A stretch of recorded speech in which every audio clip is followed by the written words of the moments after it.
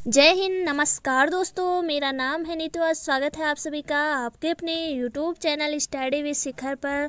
दोस्तों, आज के इस वीडियो में हम देखेंगे हिंदी के मोस्ट इम्पोर्टेंट क्वेश्चन।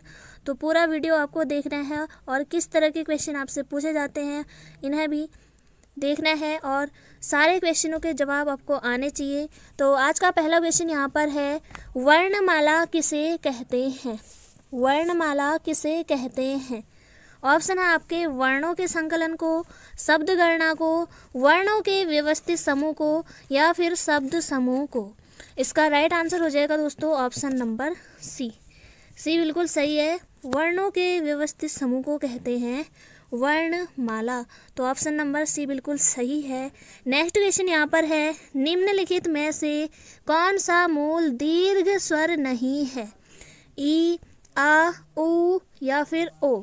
तो इसका राइट आंसर हो जाएगा ऑप्शन नंबर डी। ओ आपका बिल्कुल यहाँ पर सही आंसर है। ये मूल दीर्घ स्वर नहीं है। बढ़ेंगे नेक्स्ट क्वेश्चन की तरफ। नेक्स्ट क्वेश्चन यहाँ पर है, हिंदी में ध्वनियाँ कितनी प्रकार की होती हैं? हिंदी में ध्वनियाँ कितनी प्रकार की होती हैं? 4, 8, 6 या फिर 2। तो इसका राइट आंसर आपका हो जाएगा ऑप्शन नंबर डी। 2 प्रकार की होती हैं, option number D. Next question, मात्रा के आधार पर स्वर कितने प्रकार के होते हैं? मात्रा के आधार पर स्वर कितने प्रकार के होते हैं? तो ये होते हैं दोस्तों 3 प्रकार के।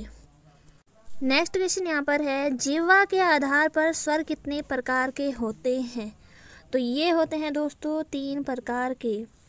3 प्रकार के जिह्वा के आधार पर होते हैं।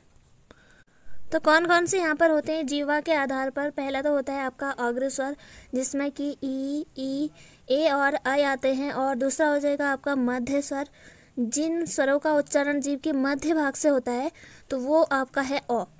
और इसके बाद आ जाएगा आपका पश्च स्वर, जिसमें कि आ, उ, ओ और औ ये आपके आ जाएंगे। नेक्स्ट क्वेश्चन की तरफ बढ़ेंगे, एक से अधिक वर्णों के मेल को क्या कहते हैं? तो इसका राइट आंसर हो जाएगा आपका ऑप्शन नंबर सी, अक्षर कहते हैं। ऑप्शन नंबर सी बिल्कुल सही है। दोस्तों, भाषा की सार्थक इकाई है आपका वाक्य, और वाक्य से छोटी इकाई उपवाक्य हो जाएगा, और उपवाक्य से छोटी इकाई पदबंध, और पदबंध से छोटी इकाई होती है पद या फिर शब्द, और पद से छोटी इकाई होती है अक्षर, और अक्षर से छोटी इकाई होती है वर्ण या फिर ध्वनि। तो बढ़ेंगे नेक्स्ट क्वेश्चन की तरफ। नेक्स्ट क्वेश्चन यहाँ पर है, अपने मित्रों, बंधुजनों और लिखने वाले पत्रों को किस प्रकार के पत्र माना जाता है? अपने मित्रों, बंधुजनों को लिखने वाले पत्रों को किस प्रकार के पत्र माना जाता है? तो ये माना जाता है अनौपचारिक पत्र। अनौपचारिक पत्र आपका बिल्कुल राइट आंसर हो जाएगा। अनौपचारिक पत्र दोस्तों ऐसा पत्र होता है जिसके साथ हमारा व्यक्तिगत संबंध होता है। अनौपचारिक पत्र में व्यक्तिगत सुख दुख का विवरण होता है और अपने मित्र, अपने बंधुजनों को ये लिखा जाता है। और इसी के अलावा इसमें औपचारिक पत्र में जैसे आपके बधाई, शोक पत्र, निमंत्रण पत्र ये आपके आ जाएंगे। तो बढ़ेंगे नेक्स्ट क्वेश्चन की तरफ। नेक्स्ट क्वेश्चन यहाँ पर है, संपादक किसे कहते हैं? समाचार पत्र को एकत्रित करने वाला, प्रकाशक, मुद्रक या फिर त्रुटि रहित कर छापने वाला, छापने योग्य बनाने वाला। तो ये आपका ऑप्शन नंबर डी बिल्कुल सही है। त्रुटि रहित कर छापने योग्य बनाने वाला संपादक होता है। नेक्स्ट क्वेश्चन, यूनिकोड फॉन्ट के फायदे क्या हैं? मानक कुंजी पटल में टंकण, सभी अद्यतन प्रचालन प्रणालियों में पठनीय, ऑनलाइन व ऑफलाइन के लिए प्रयोग में सुविधा या फिर उपरोक्त सभी। तो इसका राइट आंसर आपका हो जाएगा उपरोक्त सभी। नेक्स्ट क्वेश्चन, संचार में शोर शब्द का मतलब क्या है? संचार में शोर शब्द का मतलब क्या है? तो ये हो जाएगा दोस्तों आपका संचार प्रक्रिया में प्रयोग किए जाने वाले बाधा। ये बाधा आपका हो जाएगा ऑप्शन नंबर डी, संचार प्रक्रिया में आने वाले बाधा। तो ये शोर हो जाएगा। नेक्स्ट क्वेश्चन की तरफ बढ़ेंगे। नेक्स्ट क्वेश्चन यहाँ पर है, दाज्यू रचना है। तो ये है आपकी ऑप्शन नंबर डी बिल्कुल सही हो जाएगा, शेखर जोशी की। शेखर जोशी की रचना है दाजू। इसी के अलावा इनकी और रचनाएं हैं कोसी का घटवार, हलवाहा, मेरा पहाड़। मेरा पहाड़ रचना भी किसकी है? शेखर जोशी की। और नौरंगी बीमार कहानी संग्रह, ये एग्जाम में पूछा क्वेश्चन है, तो ये भी आपके शेखर जोशी की ही रचना है। इनका जन्म दोस्तों 1932 में हुआ था, 1932 में अल्मोड़ा के सोमेश्वर के ओलिया गांव में। और गलता लोहा कहानी किसकी है? तो ये शेखर जोशी की ही है। नेक्स्ट क्वेश्चन यहाँ पर है, भक्तिन महादेवी वर्मा की किस विधा की रचना है? आत्मकथा, जीवनी, संरचनात्मक, रेखा चित्र या फिर कहानी? तो इसका राइट आंसर आपका हो जाएगा option number C. Mahadevi Varma का जन्म दोस्तों 1907 ईस्वी में फर्रुखाबाद में हुआ था। और इनके और रचनाएं कौन कौन सी हैं, तो इनके बारे में थोड़ा देख लेते हैं। तो इनकी रचना है अतीत के चलचित्र, इन्हीं के द्वारा रचित है। और मेरा परिवार, ये भी एक रेखा चित्र ही है। और पथ के साथी, पथ के साथी ये भी महादेवी वर्मा द्वारा रचित है। और इनका जो भक्ति रेखा चित्र है, इसमें मुख्य किरदार का नाम अगर आपसे क्वेश्चन में पूछा जाता है तो वो है लक्ष्मी। बढ़ेंगे नेक्स्ट क्वेश्चन की तरफ। एक कहानी यह भी के रचनाकार कौन है? एक कहानी यह भी के रचनाकार कौन है? शिवानी, महादेवी वर्मा, मन्नू भंडारी या फिर प्रेमचंद? तो इसका राइट आंसर आपका हो जाएगा Mannu Bhandari. Option number C बिल्कुल सही है।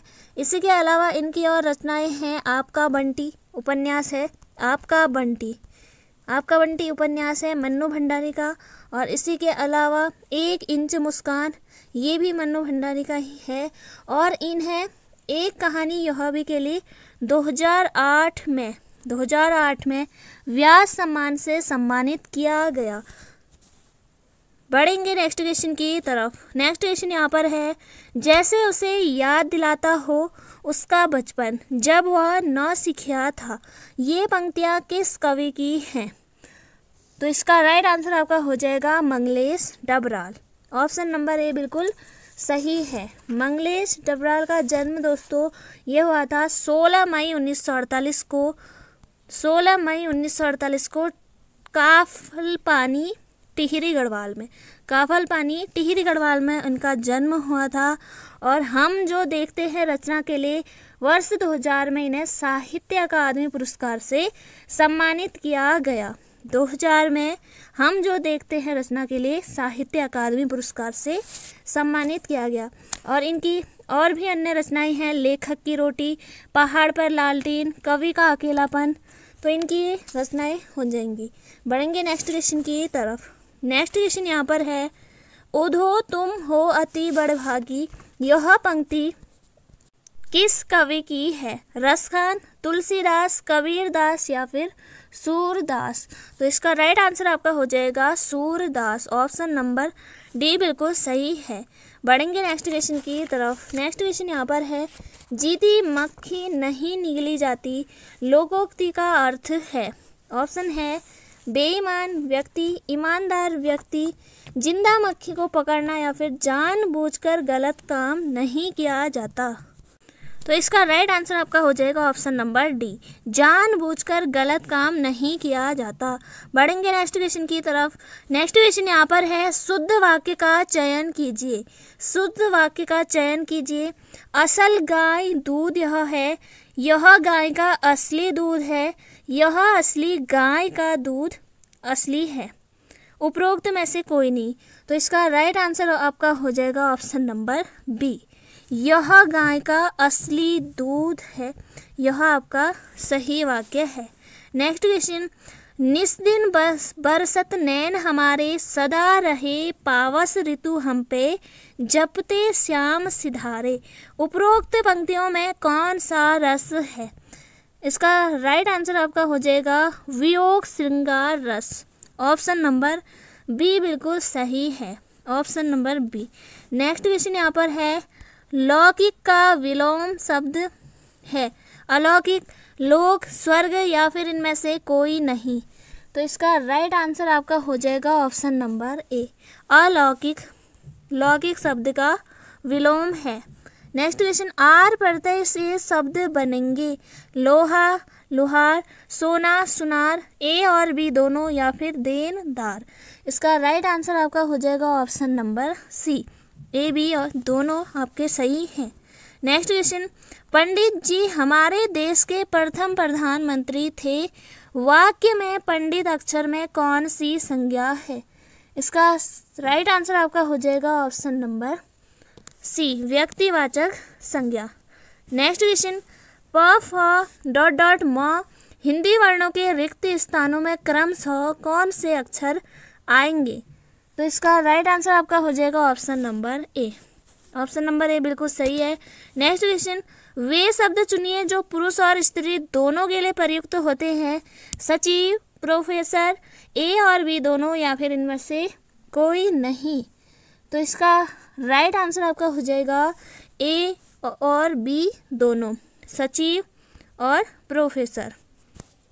नेक्स्ट क्वेश्चन, मोटापा और बुढ़ापा शब्दों में प्रत्यय है, तो ये आपका हो जाएगा ऑप्शन नंबर बी, बी आपका सही है। पा, मोटापा में पा प्रत्यय और बुढ़ापा में भी पा। नेक्स्ट क्वेश्चन, हिंदी वर्ण में स्वर अक्षरों को चुनिए, तो ये आपका ऑप्शन नंबर डी है। ये आपके सारे ही व्यंजन हैं, स और ध। नेक्स्ट क्वेश्चन, मनुष्य, गाय, नदी आदि में किस संज्ञा का बोध होता है, जातिवाचक, व्यक्तिवाचक, भाववाचक या फिर इनमें से कोई नहीं। तो इसका राइट आंसर आपका हो जाएगा ऑप्शन नंबर ए, जातिवाचक। अगर यहाँ पर नदी की जगह गंगा नदी यहाँ पर होता तो वो आपका हो जाता व्यक्तिवाचक। नेक्स्ट क्वेश्चन, एक प्रत्यय किन शब्दों में है, नैतिक, धार्मिक, सामाजिक या इन सभी में। तो इसका राइट आंसर आपका हो जाएगा ऑप्शन नंबर डी, इन सभी में। नेक्स्ट क्वेश्चन, जिस सर्वनाम में किसी निश्चित व्यक्ति, प्राणी या वस्तु आदि का बोध नहीं होता है वह डॉट डॉट कहलाता है, निजवाचक सर्वनाम, संबंधवाचक सर्वनाम, अनिश्चयवाचक सर्वनाम या इनमें से कोई नहीं। तो इसका राइट आंसर आपका हो जाएगा ऑप्शन नंबर सी, अनिश्चयवाचक सर्वनाम। तो निश्चित व्यक्ति, प्राणी, वस्तु आदि का बोध नहीं होता है। सर्वनाम के 6 भेद होते हैं, जिनमें से 3 तो आपके ये हो गए, निजवाचक, संबंधवाचक और अनिश्चयवाचक। इसी के अलावा पुरुषवाचक सर्वनाम और निश्चयवाचक सर्वनाम और प्रश्नवाचक सर्वनाम, तो ये आपके 6 भेद हो जाएंगे। नेक्स्ट क्वेश्चन, सत्य युग्म का चयन कीजिए, मैं गया था, भूतकाल, शायद वर्षा होगी, भविष्यकाल, मैं जाता हूँ, वर्तमान काल, ये सभी सत्य हैं। तो इसका राइट आंसर आपका हो जाएगा ऑप्शन नंबर डी, ये सभी सत्य हैं। शायद वर्षा होगी ये भविष्यकाल, मैं गया था भूतकाल, मैं जाता हूँ वर्तमान काल।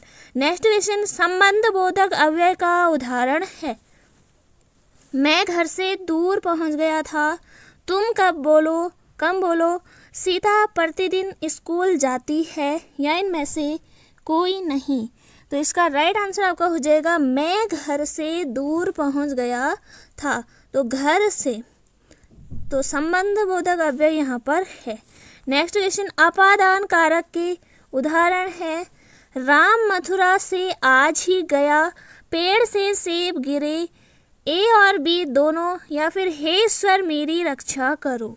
इसका राइट आंसर आपका हो जाएगा ऑप्शन नंबर सी, ए और बी दोनों। राम मथुरा से आज गया और पेड़ से सेब गिरे, तो ये अपादान कारक के उदाहरण है। और हे ईश्वर मेरी रक्षा करो, इसमें विस्मय का बोध हो रहा है।